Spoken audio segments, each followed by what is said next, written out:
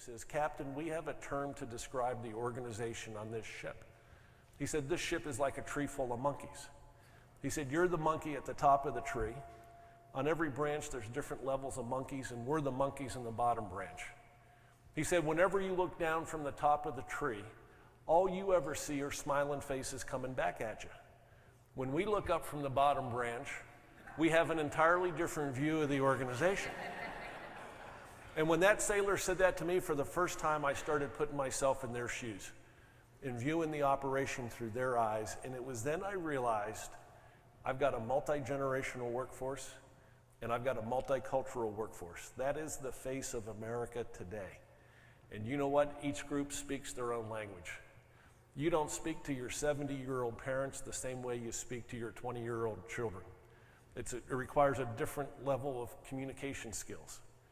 And I realized I was going to have to up my game of connecting with each group about where we're going and why it's in their own best interest. Everything we did, this is why it's in your own best interest. And slowly, sailors came around. They started looking me in the eye for the first time. They started smiling at work for the first time.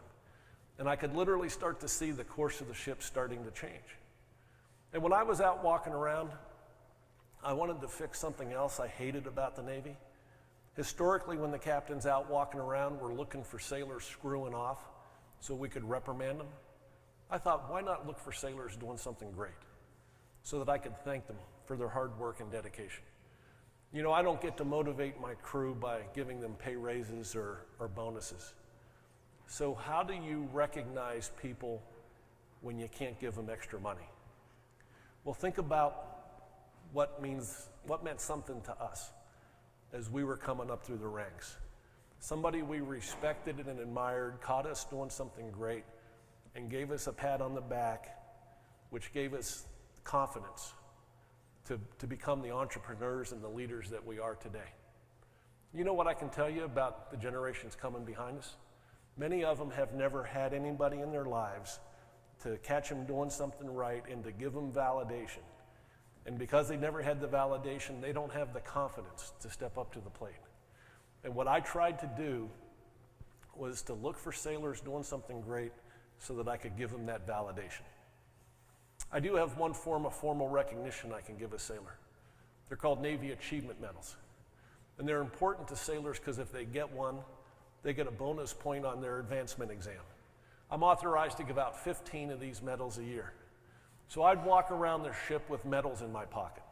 And if I caught a sailor doing something great, I'd put a medal on his or her chest right on the spot. Thank them for going the extra mile. As I told you, I'm authorized to give out 15 of these a year. I figured nobody at the Bureau of Naval Personnel was tracking how many medals I was giving out. In my first year in command, I gave out 115 Navy Achievement Medals. You know what I figured? What's the worst they can do to me? Fire me? Put me on one of the worst ships in the Navy and send me to sea? I'm already there. So